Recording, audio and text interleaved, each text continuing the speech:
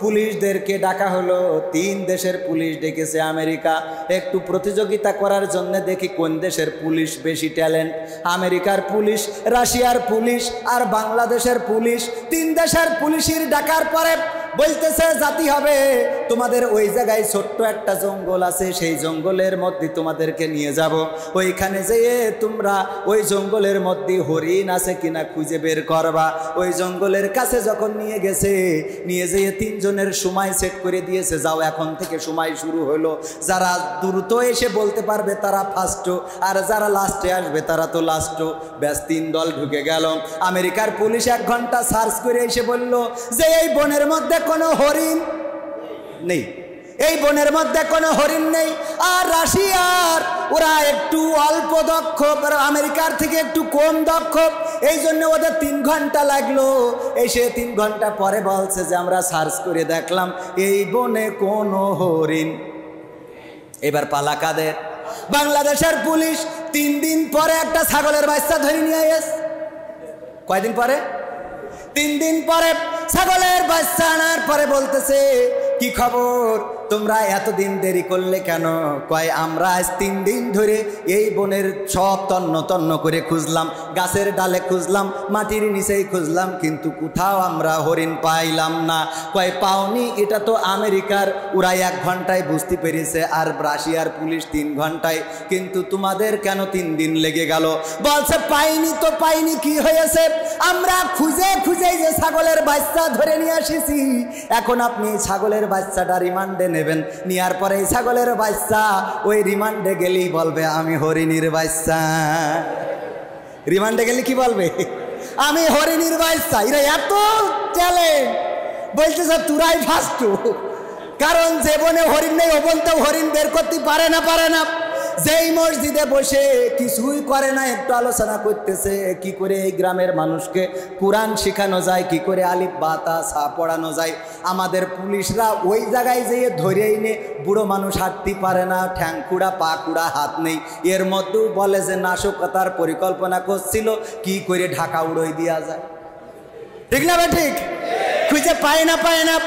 এরপরে যদি বলে যে বল সত্যি না মিথ্যে, কয় এর সাথে কোনো ন্যূনতম সম্পর্ক নেই, কয় অসুবিধে নেই, তার জন্য সব মাল ম্যাট্রেস আমাদের কাছে আছে, থানায় থাকা বড় বড় ওই যে মেশিন, ওইগুলো সামনের পরে রেখে দিয়ে ছবি তুলে বলে আমরা এইটা দুর্গাপুর মসজিদ থেকে উদ্ধার করেছি। বলেন নাউজুবিল্লাহ।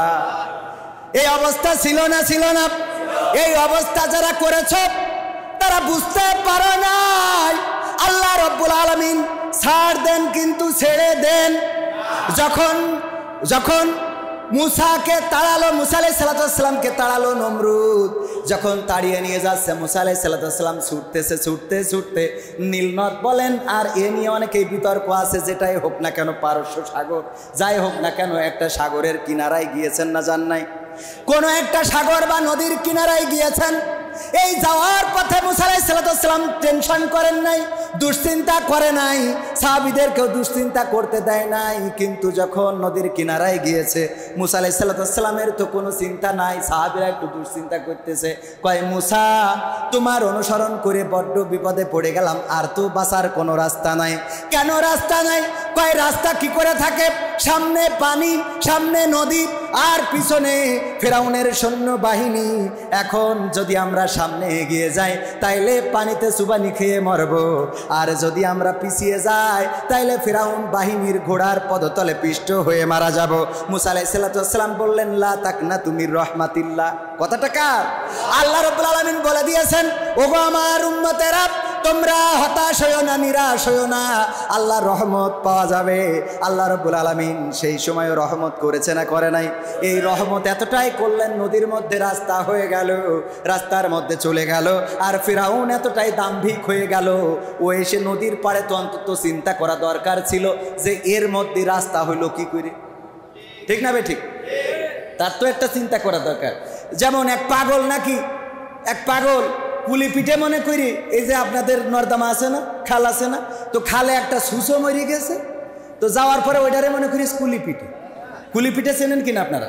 যেটার মধ্যে নারকেল থাকে, তো ওইটা কামড়ায় খাচ্ছে, খাওয়ার পরে লাস্টে দেখে লেয়াজ। তো তখন পাগলের মাথা খারাপ হয়ে গেছে যে কুলি পিঠে লেয়াজ হইলো কি করে। এ পিঠের তো লেজ হওয়ার কথা না। তো একটা পাগলেও চিন্তা করে যে এর লেজ হলো কি করে, পাগল তারও চিন্তা হয় যে পিঠে তো খাইলাম কিন্তু পিঠের তো লেজ হওয়ার কথা, তো লেজ হইল কেমন। এটা পাগলেও চিন্তা করে, কিন্তু ফেরাউন চিন্তা করে নাই যে এই নদীর মধ্যে রাস্তা হইল কেমন। তার মানে দাম্ভিকতা কতটুকু ছিল চিন্তা করতে পারেন? কত দাম্ভিকতা না থাকলে ও যেই বলছে আব্বার স্বপ্ন ছিল নামো, এটা কার স্বপ্ন ছিল? নামও, অসুবিধা নেই। সাব ওর ফেরাউনের উম্মতেরা বলতেছে যে যদি সুবানি খায় তার থেকে চলেন পালাই যায়, বলতেছে পালাবো না, প্রয়োজনে মুসার পিছনেই যাব। পালাবে না, মুসা আলাইহিস সালামের পিছন দিয়েই যাবে। এই পিছন দিয়ে যাইতে যে এমন চুবানি খাইলো, চুবানি খাওয়ার পরে কিতাবে এসেছে হযরত জিবরাইল আলাইহিস সালাম এসে তাড়াতাড়ি করে লাথি দিয়ে ডুবিয়ে দিলেন। কারণ কি? আল্লাহর নবীকে বললেন যদি ওই সময় আমি যদি ফিরাউনের লাথিটা না দিতাম, আমার আল্লাহ এমন দয়ার সাগর যে ফেরাউনও যদি ক্ষমা চাইতো আল্লাহ ওই মুহূর্তে ক্ষমা করে দিত। আল্লাহ এত দয়া আল্লাহ যে যদি ওই মুহূর্তেও ক্ষমা চায়, ক্ষমা। শয়তান কিন্তু আল্লাহর সাথে একটা প্রতিযোগিতা করেছিল, এটা আপনাদের জানা আছে না? ওই যে ওয়াইজ ক্বালা রাব্বুকা লিল মালাইকাতি ইন্নী জাইলুন ফিল আরদি খলিফা, এখানে তাফসীর পড়লে আপনারা খুঁজে পাবেন। শয়তান বলতেছে যে আল্লাহ আমি যা চাইলাম তুমি তো সবই দিয়েছো, আমি রন্ধ্রে রন্ধ্রে ঢুকে তোমার বেনাপোলবাসীকে, দুর্গাপুরবাসীকে আমি ওয়াসওয়াসা দেব, আমি তাদেরকে ভুল পথে পরিচালিত করব। তো আমার যে ক্ষমতা তুমি দিলে কিয়ামত পর্যন্ত বেঁচে থাকার এবং রন্ধ্রে রন্ধ্রে প্রবেশ করে ধোকা দেওয়ার, ওগো আল্লাহ তোমার বান্দা তো জান্নাতে একটাও যাবে না, তো খালি পড়ি থাকবে, ভাড়া দেবা কার কাছে? শয়তান বলতেছে কার সাথে? আল্লাহ রাব্বুল আলামিন বললেন ওগো শয়তান তোমার দুশ্চিন্তা করার কোনো কারণ নাই। আমার বান্দারা অপরাধ করবে, ভুল করবে, অন্যায় করবে, তারপরে যখন আমার কাছে ফিরে আসবে তাহাজ্জুদের নামাজে সিজদায় পড়ে যাবে, যখন আমাকে ডেকে বলবে ওগো আল্লাহ তোমার দরজা ছাড়া আর কোনো দরজা নাই, তোমার দুয়ার ছাড়া আর কোনো দুয়ার নাই, তোমার কাছে চাওয়া ছাড়া আর কারো কাছে চাওয়ার শক্তি সামর্থ্য আমাদের নাই, ওগো আল্লাহ তুমি দয়া করে আমার জীবনের গুনাহগুলো ক্ষমা করে দাও। যখন আমার বান্দা তওবা করে আমার কাছে ফিরে আসবে আমি আল্লাহ তার গুনাহ খাতা ক্ষমা করে দেব। আল্লাহর নবীর কাছে দাইয়াতুল কালবি এসে কান্না করছেন। আল্লাহ রাসূল বললেন ওগো দাইয়াতুল কালবি তুমি কেন কান্না করো, তুমি তো মুসলমান হয়েছ। আল্লাহ রাসূলকে সাহাবী বললেন ওগো আল্লাহর নবী আমার গুনাহ কি সব মাফ হয়ে গেছে? আল্লাহর রাসূল বললেন তোমার পূর্বেকার সকল গুনাহগুলো আল্লাহ ক্ষমা করে দিয়েছেন। দাইয়াতুল কালবি বলেন ওগো আল্লাহর নবী আমার একটা গুনাহ মনে হয় আল্লাহ ক্ষমা করে নাই। আল্লাহ রাসূল বললেন কি এমন গুনাহ তোমার জীবনে আছে? দাইয়াতুল কালবি বললেন ওগো রাসূল আমি একবার কর্মের সন্ধানে দেশ থেকে বাইরে গিয়েছিলাম, আমার স্ত্রী ছিল প্রেগন্যান্সি, আমার স্ত্রী গর্ভবতী ছিল, আমার স্ত্রীর গর্ভে সন্তান ছিল। আমি যখন বাইরে গিয়েছি আমার স্ত্রী কন্যা সন্তান প্রসব করেছে, কিন্তু আমাকে জানাই নাই, আমাকে ভুল মেসেজ দিয়েছিল যে তোমার গর্ভ থেকে একটা মৃত সন্তান হয়েছে, তোমার সন্তান আমার গর্ভ থেকে মৃত সন্তান হয়েছে। আমি সেটাই মনে করেছিলাম। 3 থেকে 4 বছর পরে যখন আমি বাড়িতে আসলাম, আসার পরে দেখলাম একটা ফুটফুটে সন্তান আমার বাড়িতে ঘুরে বেড়ায়, কন্যা সন্তান। আমি আমার স্ত্রীকে জিজ্ঞাসা করলাম এটা কার সন্তান? আমার স্ত্রী বলল গো আমার স্বামী গো এটা তোমার ওরসজাত সন্তান যেটা তুমি আমার গর্ভে রেখে গিয়েছিলে। এই সন্তানকে কেন হত্যা করো নাই? দেখো সন্তানটার কত সুন্দর চেহারা, আমি নামও রেখেছি জামিলা, জামিলা মানে সুন্দরী, আমি তার নামটা সুন্দরী রেখেছি। দেখো কত সুন্দর ফুটফুটে কন্যা সন্তানটা, আমি তাকে হত্যা করতে পারি নাই, বড্ড মায়া জন্মে গেছে। আর আমি জানি এখন বড় হয়ে গেছে, এখন তুমিও হত্যা করতে পারবা না, সুতরাং এই সন্তানকে আমরা আমাদের জন্য রেখে দিই, আমাদের প্রশান্তির জন্য রেখে দিই। ওগো আল্লাহর রাসূল আমি যখন রাত্রে শুয়ে আছি আমার কলিজার টুকরা একবার আমাকে আব্বু আব্বু বলে আমার গলা জড়িয়ে ধরে, আর একবার আম্মু আম্মু বলে তার মায়ের গলাটা জড়িয়ে ধরে। সারাটা রাত একবার আমার গলা জড়িয়ে ধরে শুয়েছে, আর একবার ওর মায়ের গলা জড়িয়ে ধরে শুয়েছে। আমি রাতের অন্ধকারে চিন্তা করলাম এই সন্তানকে যদি বাঁচিয়ে রাখি, এই মক্কার মানুষেরা বলবে ওই দেখো কন্যা সন্তানের বাবা হেঁটে যায়, ওই দেখো কন্যা সন্তানের পিতা হেঁটে যায়, এটা তো আমার জন্য লজ্জার। এই কন্যা সন্তান কারো সাথে বিয়ে দেব, কারো বাড়িতে কাজ করবে, কন্যা সন্তানের তো কোনো দাম নাই। এই চিন্তা করে আমি কন্যা সন্তানের পিতা থাকতে চাইলাম না। সিদ্ধান্ত নিলাম আগামীকালকেই আমি এই সন্তানকে হত্যা করব। পরের দিন সকালবেলা স্ত্রীকে বললাম, ওগো স্ত্রী, অনেক দিন তো কাছের আত্মীয় স্বজনদের বাড়িতে যাওয়া হয় না, সন্তানকে একটু সাজিয়ে দাও, গুছিয়ে দাও, আমি আমার কিছু আত্মীয়ের বাড়িতে বেড়াতে যাব। আমার স্ত্রী সরল মনে সন্তানকে গুছিয়ে দিল, সাজিয়ে দিল। যখন আমি সন্তানকে নিয়ে হাঁটা শুরু করলাম, আমার সন্তান মাঝে মাঝে পিছনে পড়ে যায়, আব্বু আব্বু বলে ডাক দিয়ে দৌড়ে এসে আমার জড়িয়ে ধরে। আবার যখন পিছনে পড়ে যায়, আব্বু আব্বু বলে ডাক দিয়ে জড়িয়ে ধরে। আমি যখন আমার গন্তব্যে পৌঁছে গেলাম, আমার সাথে থাকা অস্ত্র দিয়ে আমি মাটি খনন করা শুরু করে দিলাম। আমার সন্তান বলল, বাবা কার জন্য এত কষ্ট করো? আমি বললাম, দূরে যাও খেলো, আমি হয়ে গেলে তোমাকে ডাক দেব। আমার সন্তান দূরে খেলতে যেয়ে আমি যখন মাটি খুঁড়ি, আমার দাড়িতে ধুলা লেগে যায়। এটা দেখে আমার সন্তান দৌড়ে আসে আর আমার দাড়ির ধুলাগুলো ঝেড়ে দেয়, আর বলে, ওগো বাবা তুমি কেন এত কষ্ট করো, কার জন্য এত কষ্ট করো?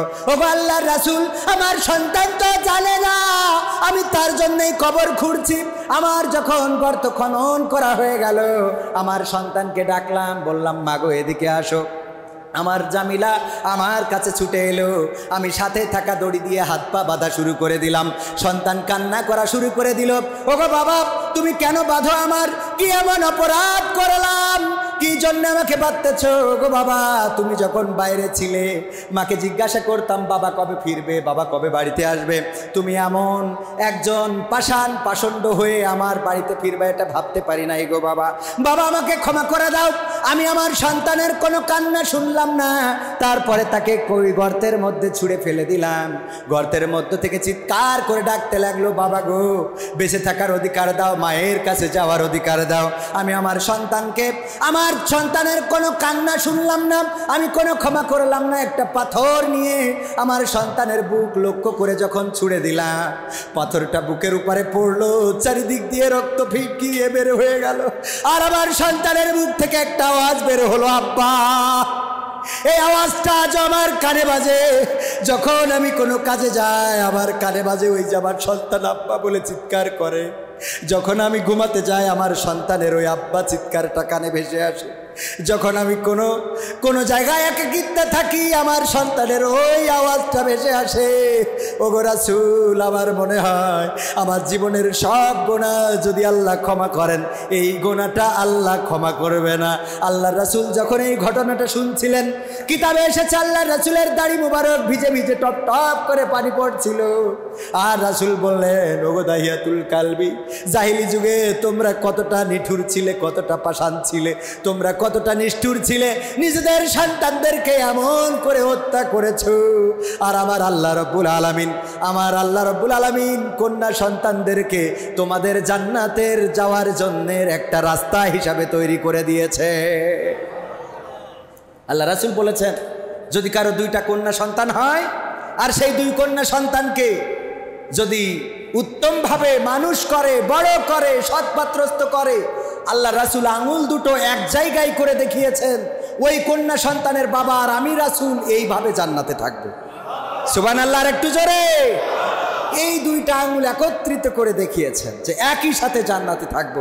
সম্মানিত ভাইরা আমার, আল্লাহ রাসূল এই সমাজটাকে পরিবর্তন করেছেন, এই সমাজ এনে দিয়েছেন যেই সমাজে নিষ্ঠুরতা ছিল, যেই সমাজে আচার আচরণ এত খারাপ ছিল, যেই সমাজের মানুষ মনে করতো ক্ষমা পাবো না। ওই যে জিবরাইল আলাইহিস সালামের ফিরাউনের কথাটা বলছিলাম, যে আল্লাহ এত দয়ার সাগর যে আল্লাহ ওই সময়ও ফিরাউন ক্ষমা চাওয়ার সুযোগ পাইলে ক্ষমা করে দিত না? আল্লাহর কাছে এই ক্ষমা আছে না নাই? আল্লাহ ক্ষমা করে দেন। আমরা আল্লাহর কাছে ফিরে আসি।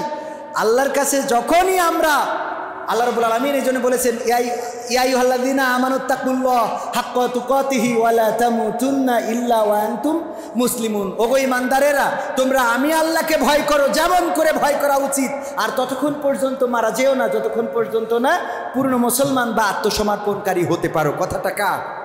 আল্লাহ রাব্বুল আলামিন এই কথাটা বললেন। আমি চিন্তা করলাম, আল্লাহ আমাদের জীবন মৃত্যুর মালিক কে? আল্লাহর হুকুম ছাড়া কি কোনো গাছের পাতা নড়ে? আল্লাহর হুকুম ছাড়া কেউ মারা যাবে? আল্লাহর হুকুম ছাড়া কেউ বাঁচতে পারবে? তাহলে আল্লাহ আবার নিষেধ করতেছে যে মরো না, ইন্তেকাল করো না, আমার কাছে এসো না, ফিরে এসো না, কবরে যেও না, যতক্ষণ পর্যন্ত না মুসলমান হও। তার অর্থ হলো যখনই তুমি এই আয়াতটা শুনবে তখনই আল্লাহর কাছে আত্মসমর্পণকারী হয়ে যাবে। বলেন সুবহানাল্লাহ। আত্মসমর্পণকারী হওয়ার দরকার আছে না নাই? যদি আত্মসমর্পণকারী হতে পারি, আল্লাহ রাব্বুল আলামিন আমাদের জান্নাতের ব্যবস্থা করে দিবেন। রাসূলের আদর্শ যদি অনুসরণ করে চলতে পারি, আল্লাহর নবী আমাদের জন্য সুপারিশকারী হয়ে যাবেন। পরকালটা আমাদের জন্য মুক্তির হয়ে যাবে, দুনিয়ার জীবনটা আমাদের জন্য শান্তির হয়ে যাবে। ওগো আমার ভাইয়েরা, রাসূলকে প্রায়োরিটি দিতে হবে, রাসূলকে অগ্রাধিকার দিতে হবে। সকল ক্ষেত্রে রাসূল সাল্লাল্লাহু আলাইহি সাল্লামের আনুগত্য স্বীকার করে নিতে হবে। রাসূলের অনুসরণ আমাদের দাড়িতে, আমাদের জুব্বায়, আমাদের টুপিতে, আমাদের খাওয়ায়, আমাদের পরায়, আমাদের আচার, আমাদের ব্যবহার, আমাদের চাল, আমাদের চলন, আমাদের বলন, সব কিছুতে অনুসরণ করতে হবে কার?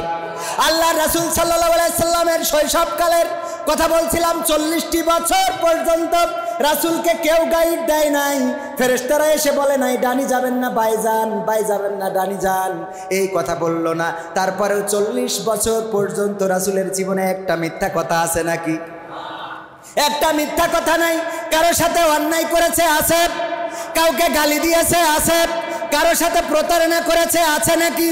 না, নাই। অনেকেই বলে এত বড় পরহেজগার হয়েছে, উনি তো এক সময় এই আকাম করেছে, ওই আকাম করেছে, এরকম বলে না? বলে না? আমরা যাই করি না কেন, আমি যদি ওয়াজ করি বলে মুরব্বি তুমি তো নাটক করো সেই লোক, বলে না? বলে না? মুরব্বি এই কাজ করা যাবে না। আবার যদি নাটকও ছেড়ে দিই, এরপরে ওরা সমালোচনা ছাড়বে না, বলবে ও তো সেই লোক যে নাটক করতো। মানে এখন করি আর ছেড়ে দেওয়ার পরে কি বলবে? করতো। ছেড়ে দেওয়ার পরে কি বলবে? মানে এই মুখ বন্ধ করা যাবে।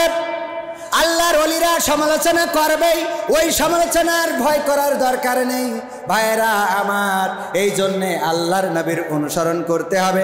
সব সমালোচনাকে উপেক্ষা করে আল্লাহর পথে চলতে হবে। আল্লাহর রাসূল সাল্লাল্লাহু আলাইহি সাল্লামের এই 40 বছরের জিন্দেগিতে অন্যায় নাই, পাপাচার নাই, কদাচার নাই, গোনাহ নাই, বরং এতটা সুশৃঙ্খল জীবনযাপন আল্লাহর রাসূল করেছেন যে মক্কার কাফেরেরা আল্লাহর রাসূলকে আল আমিন উপাধি দিয়েছিল। বলেন সুবহানাল্লাহ।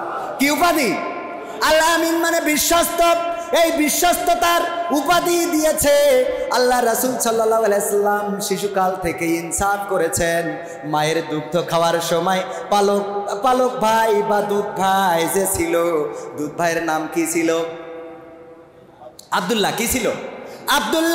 আব্দুল্লাহর জন্য বা পাশের স্তনটা রেখে দিতেন রাসূল সাল্লাল্লাহু আলাইহি সাল্লাম। ডান পাশের স্তন থেকে দুগ্ধ পান করতেন আর বা পাশের স্তনটা রেখে দিতেন। হালিমা বলেছেন, আমি যতবার চেষ্টা করেছি নবী মুহাম্মদকে কোনোদিন আমি আমার বা পাশের স্তনটা তার মুখে দিতে পারি নাই।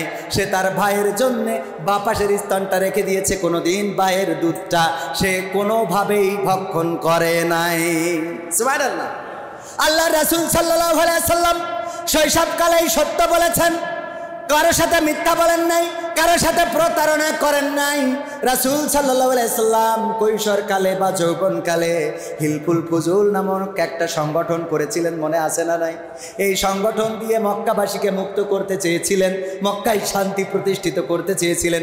এই জন্যে এখনকার যুবকেরা যখন কোনো যুব সংগঠন করে অনেকেই নাম দেয় হিলফুল ফুজুল। দেয় না? দেয় না? হিলফুল ফুজুল এই সংগঠন করেছেন শান্তি দেওয়ার জন্য। শুধু তাই নয়, যখন খাদিজাকে বিবাহ করলেন আল্লাহর রাসূলের বয়স ছিল কত? 25 বছর। আর বিবি খাদিজা রাদিয়াল্লাহু তাআলা আনহার বয়স কত ছিল? 40 বছর বয়স। এই 40 বছর বয়সী বিবি খাদিজা রাদিয়াল্লাহু তাআলা আনহাকে যখন বিয়ে করলেন, মক্কার ধনী ব্যবসায়ী সুন্দর সুশ্রী এত সুন্দর একজন রমণী যখন নবী মুহাম্মদকে বিয়ে করলেন, নবী মুহাম্মদকে বিয়ে করার কারণে সমালোচনায় পড়ে গেলেন। সবাই বলল, গো খাদিজা তুমি কোন কারণে একজন তোমার কর্মচারী? কারণ রাসূল সাল্লাল্লাহু আলাইহি সাল্লাম খাদিজার আন্ডারে কাজ করেছে না করে নাই? খাদিজার আন্ডারে কাজ করেছে। আল্লাহ রাসূল ইহুদির আন্ডারে কাজ করেছে। তার কূপের পানি তুলে দিয়ে রিজিক অন্বেষণ করেছে। আর এখন আমরা অনেকেই কর্মকে ভয় পাই, আমরা অনেকেই কর্ম করতে যে আমাদের যুবকদের যদি বলা হয় অমুক জায়গায় যে একটু কর্ম করে একটু করণ দিয়ে নিয়ে আসো, কয় আমি চাকরি করব কিন্তু কারোর ওখানে কর্ম করবো না। এরম যুবক আছে না নাই? বাপের হোটেলে বসে খায়, ও যদি কোনো ফার্মেসিতেও ট্রাই করে তো এক সময় ফার্মাসিস্ট হয়ে যাবে বা একটা ফার্মেসি দেওয়ার মতো সক্ষমতা অর্জন করতে পারে না, পারে না। বসে আছে সরকারি চাকরি, কোটা বৈষম্য দূর হয়েছে, এটা ঠিক আছে, কিন্তু এতে গোপে তেল দেওয়ার কোনো সুযোগ নেই যে ঘরে ঘরে চাকরি হয়ে যাবে। চাকরি তো থাকা লাগবে, তারপর হবে নাকি?